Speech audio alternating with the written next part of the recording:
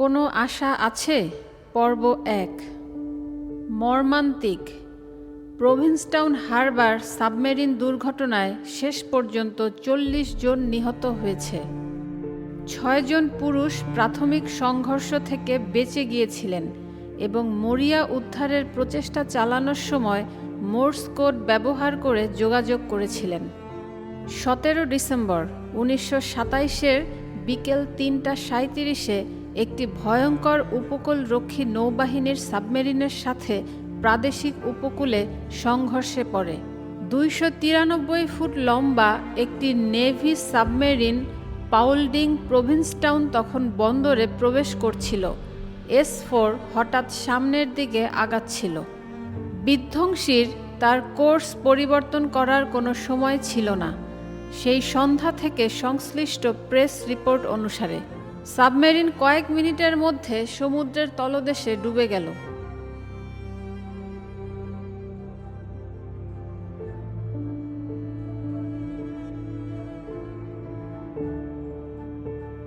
Morse code ব্যবহার করে তিনি জানতে পেরেছিলেন যে সাবটিতে থাকা ৪০ জন পুরুষের মধ্যে ৬ জন প্রাথমিক দুর্ঘটনা থেকে বেঁচে গিয়েছিল এবং সাবমেরিনের টর্পেডো রুমের ভিতরে আটকা পড়েছিল।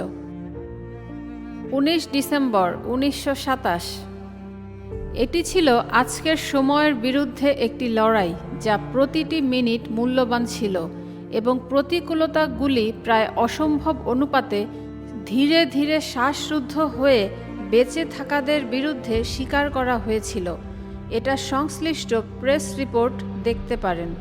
প্রতিজন কর্মকর্তা এবং উদ্ধারকারীর লোকের কানে হতভাগ্য পুরুষদের বেপরোয়া কান্নার বীভৎস আসছিল। শ্রমসাধ্যভাবে ধাতব বিন্দু এবং মোর্স কোডের ড্যাশে হাতুড়ি দিয়ে আঘাত করা হয়েছিল। আপনি এখন কতক্ষণ থাকবেন এবং এরপর দয়া করে তাড়াতাড়ি করুন।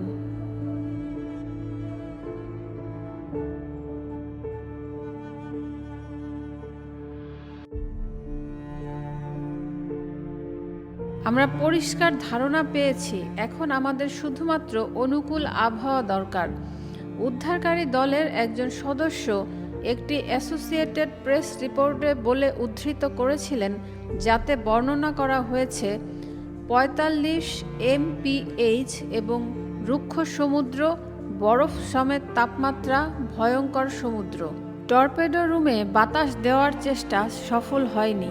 ২০ ডিসেম্বর আটকে পড়া লোকদের কাছ থেকে একটি বার্তা এসেছিল, আমাদের অক্সিজেনের শেষ বোতল চলে গেছে, দয়া করে আমাদের অক্সিজেন, পানি এবং খাবার পাঠান।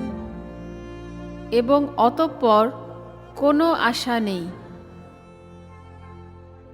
উদ্ধারকারীরা সাড়া দিয়েছিল, যা কিছু সম্ভব হয়েছে তা করা হচ্ছে। বিপদগ্রস্তরা তাদের চূড়ান্ত বার্তা পাঠিয়েছিলেন, বুঝতে পেরেছি। ২২ ডিসেম্বর ৬ জনকে জীবিত উদ্ধার করার যে কোনো আশাই ভেস্তে গেল।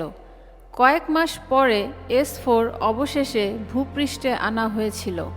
সাব জাহাজে মারা যাওয়া ৪০ জন পুরুষের জীবন প্রতি বছর প্রভিন্সটাউনে চার্চ অফ সেন্ট মারির বন্দরে আয়োজিত একটি স্মৃতিচারণে স্মরণ করা হয়। সেখানে কি কোনো আশা আছে? হ্যাঁ, আছে। চিরন্তন আশা আছে। একদিন শীঘ্রই তাদের জন্য আর কান্নাকাটি করা হবে না, যারা ঈসা মসীহে বিশ্বাস করে।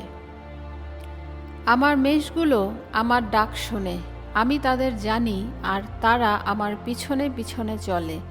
আমি তাদের অনন্ত জীবন দেই, তারা কখনো বিনষ্ট হবে না এবং কেউই আমার হাত থেকে তাদের কেড়ে নেবে না। আমার পিতা, যিনি তাদের আমাকে দিয়েছেন, তিনি সকলের চেয়ে মহান। কেউই পিতার হাত থেকে কিছু কেড়ে নিতে পারে না। আমি আর পিতা এক। ঈসার অশ্রু এবং মৃত্যুর কারণে আল্লাহ প্রতিটি অশ্রুকণা মুছে দেবেন যারা তার উপরে নির্ভর করে। তিনি তাদের চোখের পানি মুছে দেবেন। মৃত্যু আর হবে না, দুঃখ, কান্না ও ব্যথা আর থাকবে না, কারণ আগেকার সব কিছু শেষ হয়ে গেছে।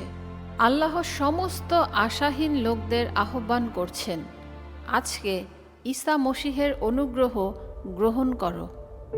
নতুন ঈমানদার অবিলম্বে পাপের ক্ষমা পেয়ে এবং এখন বেহেশতে যাওয়ার জন্য আত্মবিশ্বাসের সাথে অপেক্ষা করতে পারে, যেখানে আমাদের সমস্ত ব্যথা এবং অসুস্থতা চিরতরে নিরাময় হবে। নিখুঁত আনন্দ, নিখুঁত দেহ, নিখুঁত সম্পর্ক এবং সীমাহীন অনন্ত নিখুঁত ভালোবাসা।